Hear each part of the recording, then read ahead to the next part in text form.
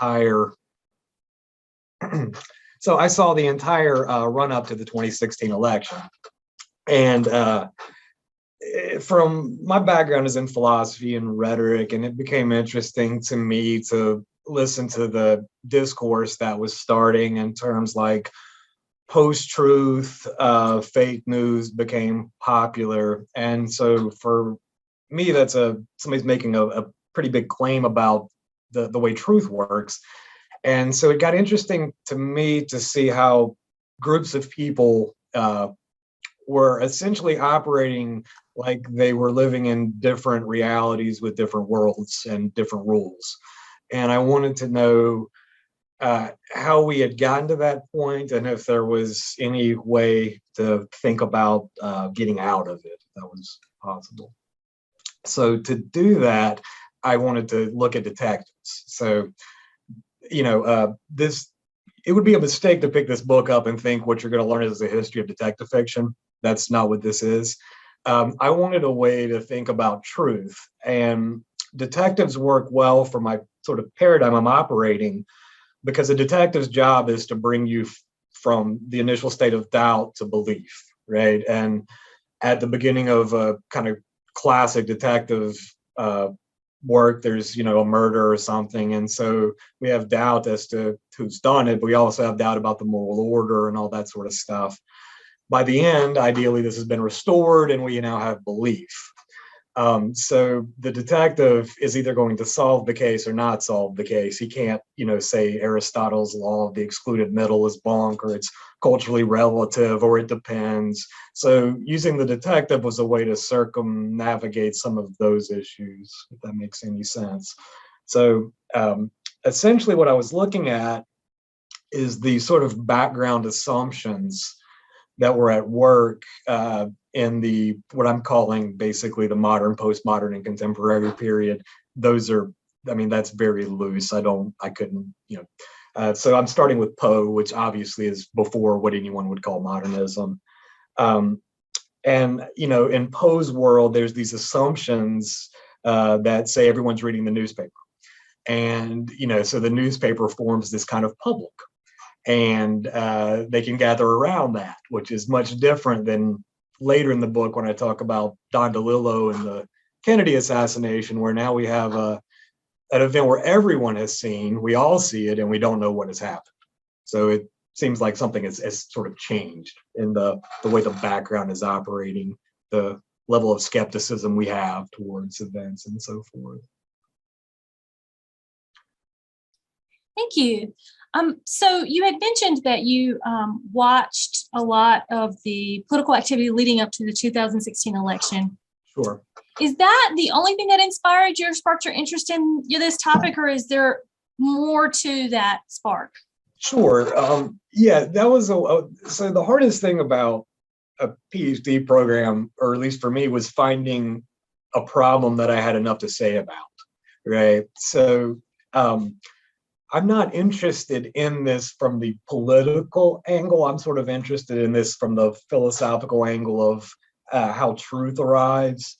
So, for example, one thing I've been assigning for years to my English 111 students is an essay where they explain an argument from multiple perspectives without taking a position on it. And the goal is to understand arguments that you do not agree with, and to make those arguments. So the idea of people talking past each other, or that's been something I've been interested in for a long time. How we come to our beliefs, and I'm interested in the effects beliefs have, right? Even if you believe something that's completely nonsensical, the effects of the belief are real, and I'm interested in how that works and how that can map. Thank you. So you mentioned how you use some different assignments in your English 111 class to look at different kinds of arguments and perspectives. How do you plan, if you do, to explore this particular focus in your classes or in future research? So one thing I've done, I would never ask somebody to read my book or something like that in class. But one thing that I found useful is to have paired examples that are interesting to read, but bring contradictions up, right? So the South American writer Borges, he rewrites Poe's stories. He takes three of them and sort of rewrites them. And so there's times I like to read both of those examples, and you sort of see what's at work. In Poe, you're detecting something that's out there, and in Borges, your belief that something is out there and that you're on the track to it is sort of what leads to your demise, basically. So there's been lots of ways to sort of turn these into reading assignments, I think, and bring up the ideas of very diverse views and different ways to look at the same event. There's one event I talk about in the book is the TV show The Wire, and there's a scene in one particular episode where there's a political debate that's being held on television, and you see that event reverberate through different people who are watching it. So some people at the bar just cut the television off, other people are very entranced in it, and you sort of see how an event can multiply out as opposed to having sort of one final absolute truth about it, if that makes any sense. Thank you. And I guess I have one final question before I open up the floor. You had mentioned some books that you found inspiring, and we put them on the LibGuide and some that you referenced. But are there any books that we might not expect to see? So we see a lot of detective fiction that you have recommended, but are there any books that we would think, oh, that's kind of surprising that you found inspiration from that? Maybe. This is obviously not planned, but the book I sort of take off of is, in some ways, is this book by the Canadian philosopher Charles Taylor. It's called A Secular Age, and Taylor, this is a fantastic book. I mean, this is like it's a couple months of your life, but it's great. He's a Canadian philosopher that he's Catholic, and the book is about the question how we went from an age like in the Middle Ages where belief in God was basically unthinkable to today where it's sort of one possibility among many, even for believers. And so that inspired me to go, how did we used to have this idea of truth, right? That seemed, who doesn't believe in truth, right? Until today where people go, it depends. And so that similar sort of idea was very interesting to me, that you could maybe get more mileage by tracing a concept than just talking about it directly. So that might be an example. Thank you. I'm going to give everyone who is listening the opportunity to ask questions if they would like. You feel free to put it in the chat. You can unmute yourself. If you do unmute yourself, just be sure that you mute yourself once you have finished asking your question so we don't get any conflicting sounds.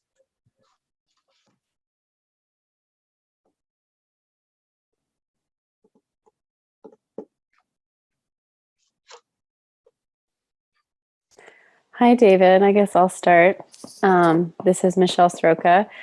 So when you were talking, I know that you're writing about detective fiction, but it made me think about the movie Chinatown with Jack Nicholson, because one of the things I think that movie does a good job of conveying is that the complexity of the characters muddy the search for the truth, right? And even at the end of that movie is so unsatisfying, at least in my opinion, because like what the truth is doesn't necessarily mean that there are good conclusions for the characters, right? So I don't know if there's a story that you look at where you kind of talk about that, but I was just wondering if that is just the way that the truth doesn't necessarily lead to enlightenment or solving a particular problem because of the nature of human beings. Yeah, sure. I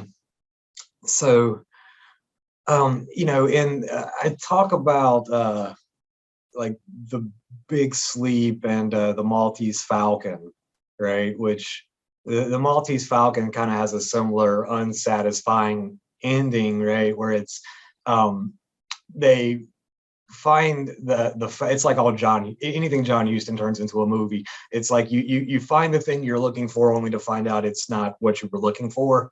But like right after they figure out the Maltese Falcon is fake, the character, I think his name's Gutman, is like, well, we're going to keep searching because it's got to be out there somewhere. And I think that's kind of telling that there's another part in the book where I talk a little bit about the few good men, you want the truth, you can't handle the truth. There's this sort of idea that if you sort of invert that, it's almost like we know the truth, but we don't want to admit what we know.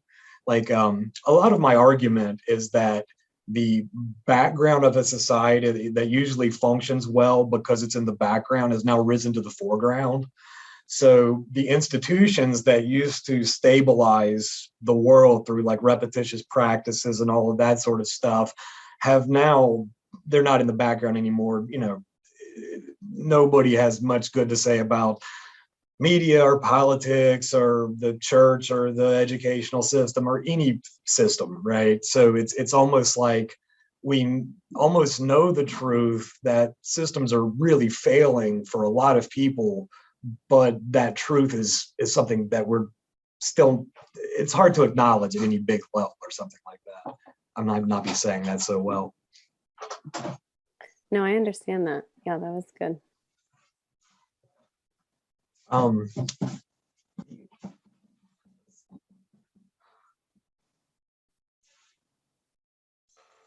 So it looks like we have a question in the chat. I'm just going to read you the question and then feel free to respond as you see fit. Have you thought about the Mandela effect and its relation to what we think of as quote unquote true? Popular explanation for the reason we remember things that didn't really exist is that it's proof of an alternate reality, as opposed to people remembering the thing because our memories are fallible. Why do you think people would rather say it's an alternate reality than admit it's just not true? Oh, that's good. Yeah, so I guess you know what, I don't think people are going from truth to false. I actually don't think truth has as much to do with it as we would like to believe. I think people are going from doubt to belief. So I think you hold a belief. If a belief works for you, you hold it. So you know, when you're a kid, Santa Claus works until it doesn't, right?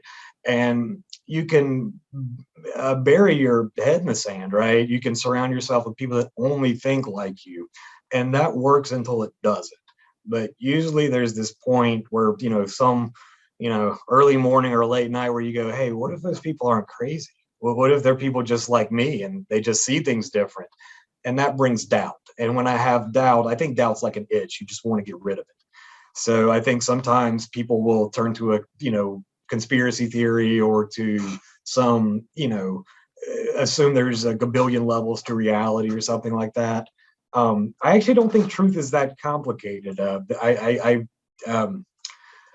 I try to do, and what I'm talking about, is sort of deflate the concept. I think that we use a lot of, I think we're overcomplicating some things by giving too much weight to some concepts. So what I try to do is argue that truth and practice, you basically need to get a triangle to happen between two interlocutors and whatever they're talking about. And through that triangulation, if I can talk about something and I can try to get you to see it, then I can also see your reaction to it, and you can see my reaction to you reacting, or so forth. The example I use in my book is the Jastro's duck rabbit illusion. So if we're looking at that duck rabbit and you can only see the duck, if I just tell you it's a rabbit, it's just going to sound like I'm not saying a meaningful sentence. I'm just a crazy person. So I have to be able to say, hey, you know, that thing that you think is the bill of the duck, it's really the ear of the rabbit. I have to position where I can get you to see what I'm seeing. And when we can anticipate what the other is about to say, then we've got to the truth of the matter, so to speak. So this is not like I don't know, maybe the kind of truth somebody is looking for if they're looking to end conversations for all. For me, everything is temporal. Everything, like as a good rhetorician, I think the right answer is always it depends. when you're talking about anything. So if you want to know the truth of the matter, what I'm trying to resist is saying that it's dependent on your language practices or your cultural practices. I mean, it is dependent on them to it, obviously, but I don't think those things create worlds that are impenetrable. So, like in some ways, Edward Sapir from the Sapir-Whorf hypothesis is kind of the enemy of my book in some ways. I mean, I don't mention him much, but the idea that if we had different languages, we could never communicate, or there would always be a gap, is what I'm arguing against. I'm not saying it's easy, but I'm saying as long as we have a point in the world that we can respond to, put two people on a deserted island, they'll figure out how to find something to eat, something like that.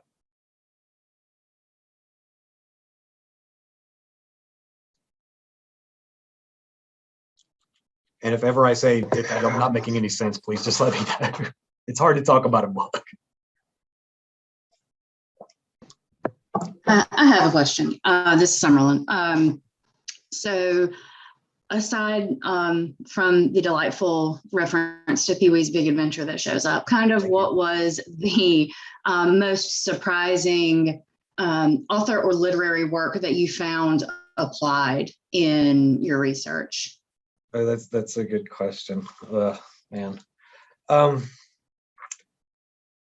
There's some stuff that I knew was going to definitely be through here, but maybe the book that I was surprised that I got so much mileage out of was Nicholson Baker's last book. I believe it's called Baseless, and it's his attempt to figure out if we used chemical warfare in the Korean War. And he does this by FOIA requests, and it's incredibly exhaustive. And the style of the book is it's just like a diary entries almost. It's a really, really just amazing to read.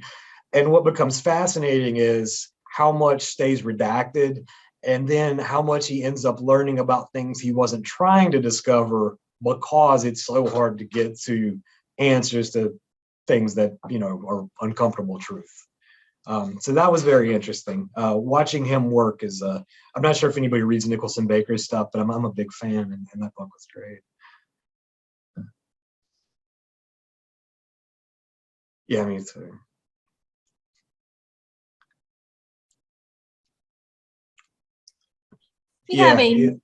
Oh, go ahead.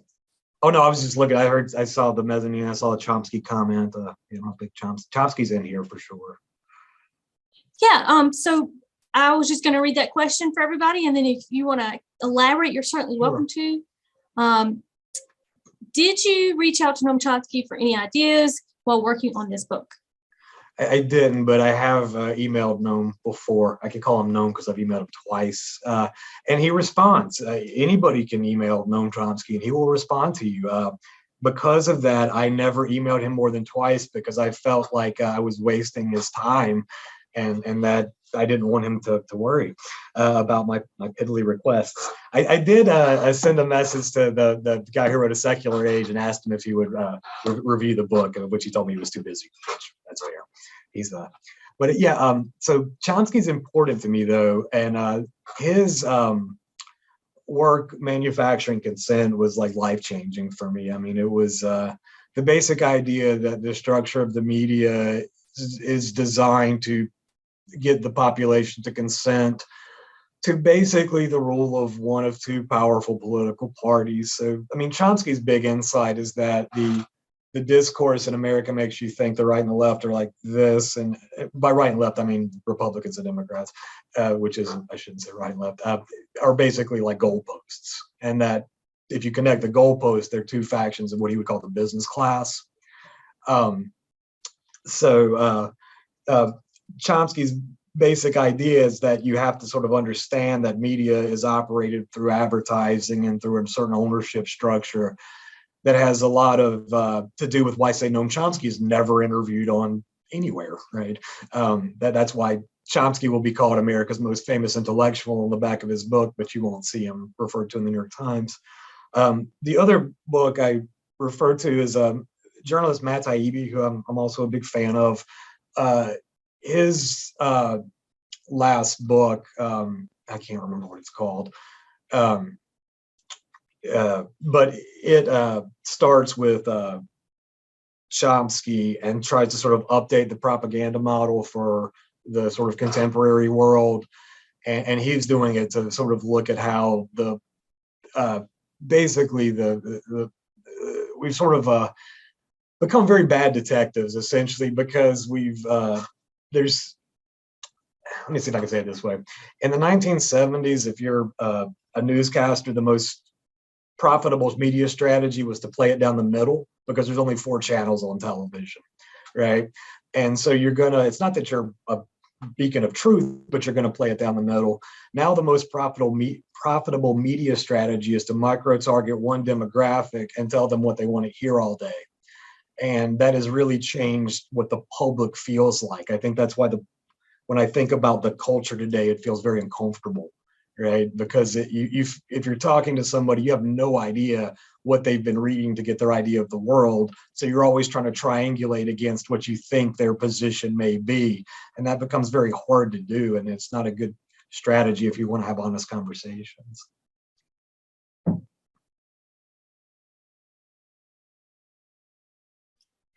We have another question in the chat. So talk to us about technology and seeking the truth. On one hand, advances in tech have worked well, like when DNA evidence led to finally catching the Golden State Killer. On the other hand, it has helped give rise to larger or more dramatic conspiracy theories. How has technology played into our understanding of truth? Yeah, so I kind of operate off of this Marshall McLuhan adage that the medium is the message, which the way I take that to mean is that if you want to understand a technology, you have to understand what it does to an environment. Like a technology is an ecology, essentially. And so, the orientation now is so much more complicated, right? Because we no longer have a world where there's this top-down truth structure where you go to the university or whatever, and there's an expert and then so forth. Now it's like a network. It's the term I steal this from Deleuze is a rhizome. It's kind of like the internet, right? So if your internet goes out, the internet doesn't go out. But if you add something, you've added to quote unquote truth or whatever. So now it's like there's all these network connections, right? So there's so many different directions one can go, which has certainly made it harder to bring consensus, right? When the technology was a newspaper and everybody read the daily paper, you had a public. They could go to the pub and argue about what they read in the paper, but they were starting from the same text. Now, another book I wrote about is Mark Z. Danielewski's House of Leaves. And this book kind of mimics the web. It's full of just, it's all over the place. And you can turn hundreds of pages and there's no page. And that's sort of Danielewski trying to mimic the speed, I think, of the internet. And it's just, there's endless connections. So what I think we have to do is to flatten out those connections and trace them. Philosopher Bruno Latour calls this actor network theory. The beauty of actor network theory is that it solves a problem that I think the political left and right get into, where the political left, as a cliche statement, have the idea that reality comes from the outside in, right? It's systems, and systems create subjectivity, and that subjectivity, so forth. And you'll have the political right start with the idea that the individual creates the system, so forth and so on. And both of those miss the complexity that there are, in fact, actors inside of networks that are making choices, but those choices, of course, are pressured by the network. And the choices are now also creating the network. It's a snake eating its tail, and that's hard to talk about, but that's what we've got. I'm not sure if I'm making anything more clear, by the way. No, this is great. Thank you so much for answering these questions. Does anybody else want to ask any more questions, or feel free to use the chat? Yeah, David, this is Andrew Walser. Just to bring it back to literature for a minute, I'm going to really loosely use the antithesis of popular and quote literary fiction, even though I realize that's kind of imprecise. But detective fiction clearly becomes like a popular genre somewhere between Doyle and Agatha Christie, right? Yeah. And then it seems to me that in the last third or so of the 20th century, you get just this flurry, particularly in America, of writers, a couple of whom you've mentioned, Don DeLillo, Pynchon, and then Paul Auster, and a number of others working in the detective fiction form for other purposes than what the popular genre is generally doing. Do you see it? Do you see that shift changed the genres or those narratives' relationship to truth in any way that you find significant? Yeah, I mean, I think that's why I'm interested in the genre. Like the first time, I read like Samuel Beckett's detective novels, and you realize like you're a detective that's kind of in search of yourself and or whatever, or the New York trilogy by Auster. I mean, it's the genre works so well to deal with sort of philosophical issues of truth, especially what I think happened is another one of the arguments I'm making in my book is that postmodernism as a philosophy is not the reason we're in this mess because it gets blamed for stuff. Um, Postmodernism to me is a Cold War phenomenon. Like I've said before, I think when the Cold War happened, it was the first time. Well, not the that's when the Cold War happened. Every message had to be interpreted ironically. Is it a spy? Is it really happening? Can you trust it? And I see the postmodernists reacting to that sort of idea, and the idea that language is constructing reality, right? My problem, like I think I would call myself a postmodernist in the sense that I don't think there's a world out there that is separate from the marks and gestures we make about the world, if that makes some kind of sense. But I think where the postmodernists missed the mark is they saw language as a medium. So if language is a medium between you and the world, it means if you change language, you'll change reality. I mean, at the last analysis. And I think we found out that doesn't happen. It's the same idea of thinking culture is a medium between you and the world. I mean, you can have all kinds of practices that you do, but I just don't think there's a medium. I don't think the same way science got rid of the concept of ether when they learned about atoms, I think we need to get rid of the idea that there is this medium between us and reality. I think the implications of it cause us a lot of problems, which are spelled out sort of in the book. Thank you. Anybody else want to put a question in the chat, or you can unmute yourself and ask?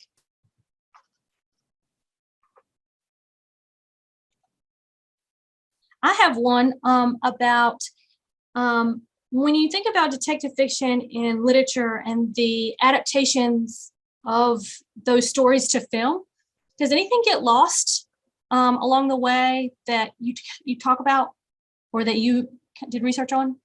I guess maybe if I was thinking of adaptations, but I like a lot of the adaptations of the books I wrote about. It probably just depends on something I think I mentioned once, but I didn't get into was the film Memento, which I think I think that's an example of the film actually being better than the short story in some ways. I also wanted to write on The Big Lebowski, and it didn't quite get to make it. Something else had to take its place. So I kind of just think books and movies do different things. I think the best adaptations are not literal.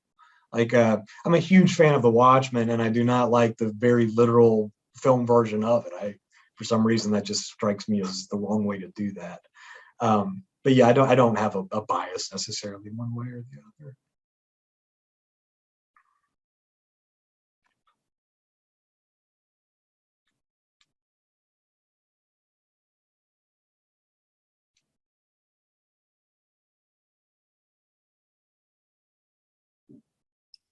We have another question. This is more about the writing itself. What did you discover about yourself, how you write, how you think, so on, by writing this book? How did it differ from your dissertation, from writing your dissertation? Well, this started out as a dissertation, but when I knew it was going to be published, I mean, obviously stakes raise a little bit. Obviously, you're worried if other people are going to read it. In terms of just how I write, I found that I I have to like pay attention to how I'm working. So there would be periods of time where I could wake up and read 4 or 5 hours every day for like 2 or 3 weeks. And then one day I just couldn't anymore. And that was when it was time to write. And then I just had to know like time to write. I would just write for, long exhaustive periods. And,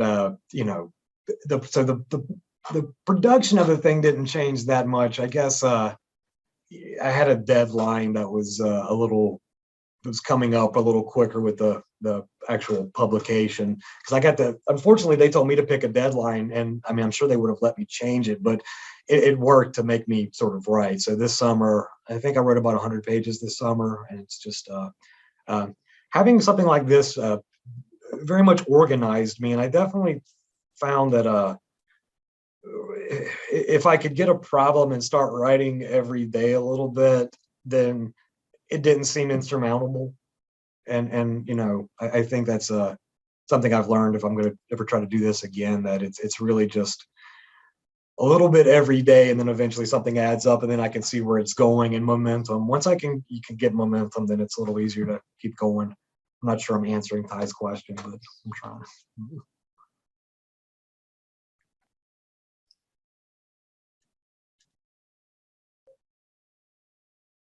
Did you discover anything about yourself as an instructor or a teacher? Well, maybe. I think when I read this book, I mean, I think of the things I've been teaching for. So there's like my students have heard me say some of the things in this book for 15 years, and then some of these ideas I worked out, I think, by teaching tech and society, and some other ideas I think I worked out by in my English 111 class. Like I've really enjoyed forcing people to make arguments they don't agree with, right? I just think it's a really good skill. It made me very unforgiving this semester when somebody told me they couldn't write 3 or 4 pages. That didn't make much sense to me anymore. But other than that. Thank you. So there's a couple of questions in the chat. So I'll ask you the first one. For someone who hasn't read much detective fiction, where would you recommend starting and why? It's really personal taste, right? Like, so if you want something that's like nice and gonna end up nicely, I think Poe's The Purloined Letter is sort of, I think that's Poe's best work. I mean, that's just my opinion. Certainly things like Murder on the Orient Express or The Big Sleep, The Long Goodbye are all great. I think the book I think is fantastic though, is China Miéville's The City and the City. I don't know if anyone's read that. It's not too terribly old, but that book played an important role in my conclusion. I really think the BBC made a series about it. It's like okay, but the book is just fantastic.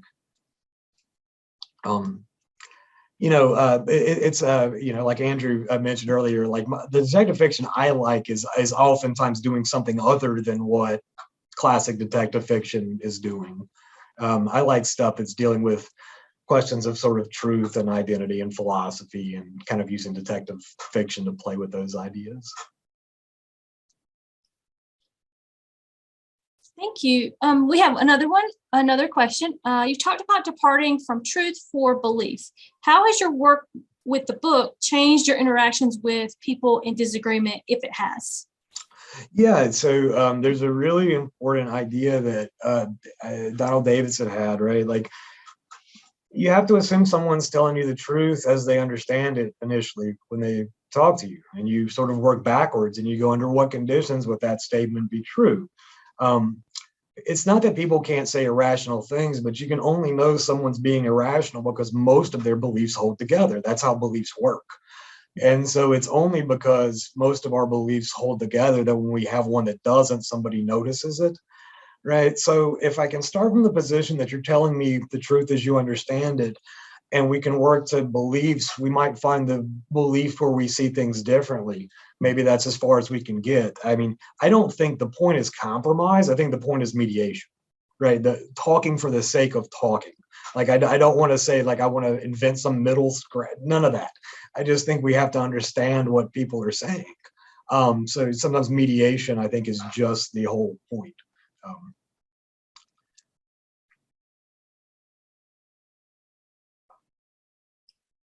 We have another question here. How do you share your experience as an author with your students? How do you think writing a book influences your teaching?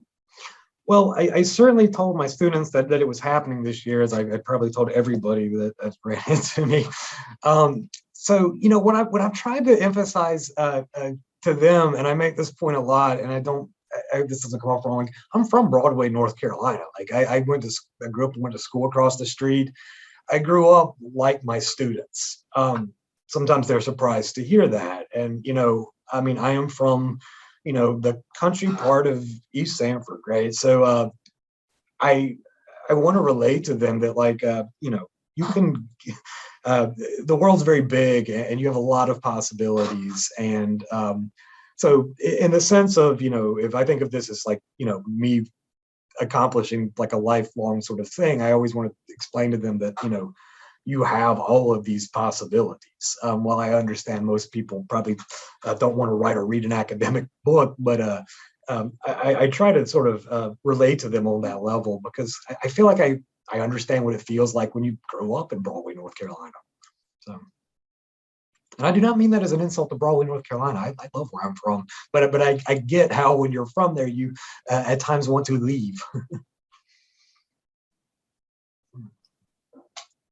Thank you. Anybody else have any questions that they would like to ask? Feel free to use the chat or your mic. Oh, we've got a question here. What upcoming projects do you have? What topics do you see yourself focusing on next? Well, the next thing I've got is I've got a book chapter accepted on police and policing in the 21st century. I'm planning on writing about artificial intelligence. Don't know if anyone's seen those Boston Dynamic police robots, things like that. They make me unsettled, and I'm going to try to make an argument about artificial intelligence and the ways I think it's making some assumptions about what human beings are and how they operate in a world. And I think those assumptions are going to cause some really major problems. I'm not the only person to think this, but there's I mean, I guess the simplest way is, you know, in the 50s, I mean, they are aware of a lot of these criticisms. This isn't something that's new, but in the 50s, the idea up until like, I guess the 80s, really, the idea was like, if we could just program enough rules into this AI, we could get it to operate, you know. But it turns out humans aren't rule following. Like we think we are at times because of the way we explain things, but you exist in a world a long time before you learn the rules about it. There's sort of what we call like a pre-ontological understanding. So the simple example I've been using to try to explain this is like, if I toss a ball to somebody, you kind of know just how to catch it and how much it weighs. But if I said, well, what rule did you refer to? There's not really a rule. So a lot of the ways I think human beings are able to judge situations is because we are situated in the world. There's an infinite number of facts right now, but I know that the ones like what's going on the floor is not relevant. The questions are relevant, y'all are relevant, all that sort of stuff. But if you're going to have a robot in the world that's going to give orders to people and it cannot understand its situatedness, I would be very nervous to know what that was going to end up like. I also have no idea what you're legally responsible to do if you refuse an order from a robot. So I'm going to have to do a lot of reading. That essay is not due for about 6 months, but that's the next thing I'm going to write on. Congratulations on your new projects. Thank you. Thank you. Yeah, we are always happy to hear about the research that you are doing and that you're sort of moving forward in. And so I'm interested in seeing if anybody else has any other questions about anything that we've talked about, or if there are questions about future research that you have just heard about just now.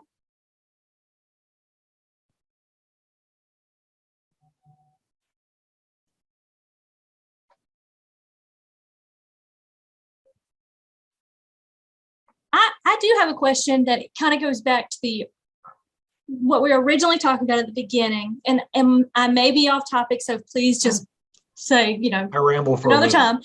Yeah. But are there any major differences between American detective fiction and British detective fiction, or maybe another popular kind of like French detective fiction, anything like that? Yeah. So from my perspective, and maybe somebody would, there'd probably somebody that could answer this better, but I feel like like with the sort of noir and the early detective, we sort of start the model that gets sort of, like Agatha Christie kind of takes, a lot of what starts with or Poe, or you could say Doyle, and then Christie takes it to the countryside or whatever. And then you get, there's some great, my mind's going blank with names, but some great French experimental detective fiction that certainly came out. So yeah, I maybe initially you might say that there's something straightforward about American writing in the early period. That might be a little different. I don't know if I can answer that very well. Thank you.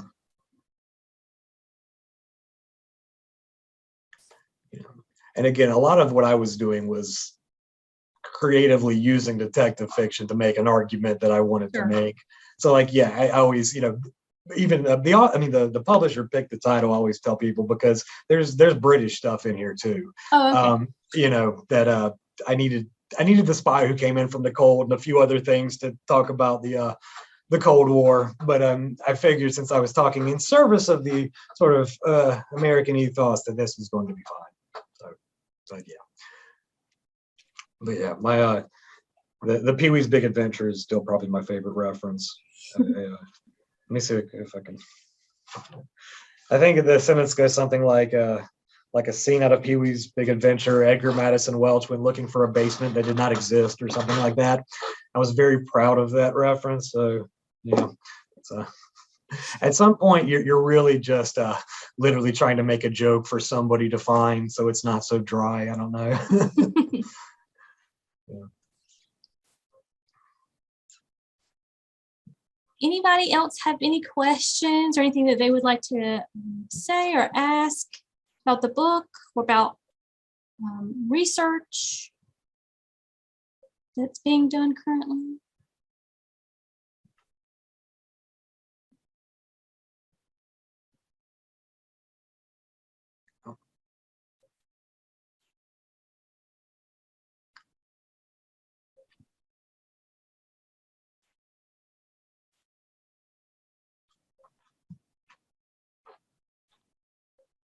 So while everyone thinks, I did want to make you aware that we have a library guide that links the first free chapter, or the first chapter that is free, of Dr. Watson's book. So you can actually go to the library guide, which I've put into the chat, and read that chapter there.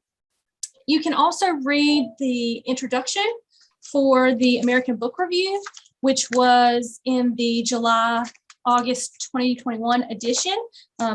Dr. Watson wrote the introduction there.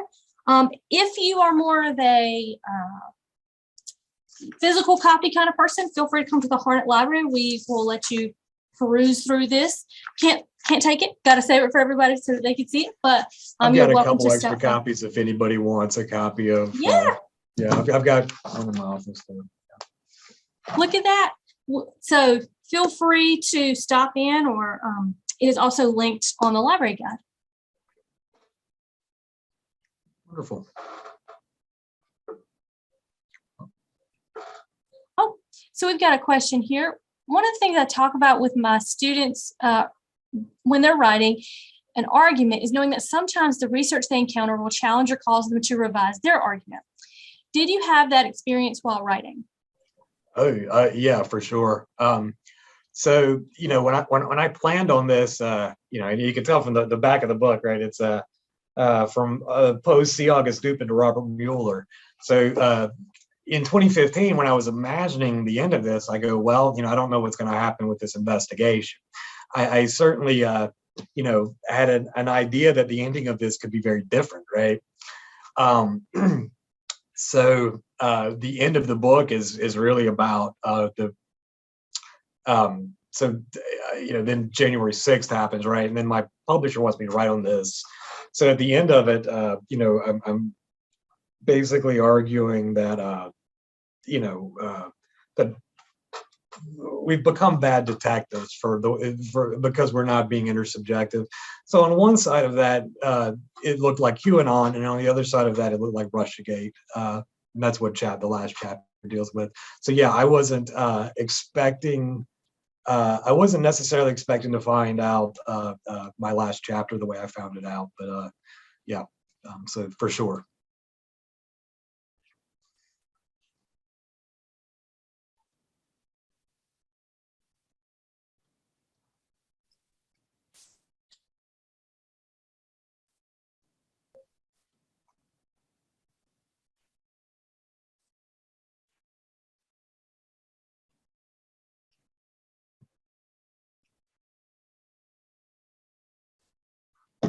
So to kind of wrap everything up, thinking about, we have some of your recommendations for detective fiction, but I'd be interested, do you have any recommendations for books for some of the more philosophical or rhetorical aspects of your book?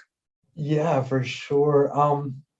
So philosophically, the two most important people in this book are the American pragmatist Donald Davidson, and the German philosopher Martin Heidegger. Heidegger and Davidson are incredibly influential to me. And a professor at University of North Carolina, Greensboro, that was on my committee, Stephen Yarborough, his book After Rhetoric is one of the absolute best things that I think it's just fantastic. And that book explained to me so many of he framed a lot of problems that I sort of went on from there. But yeah, I owe that book a lot for sure. Thank you. Any final questions? Anybody have any other questions about the book?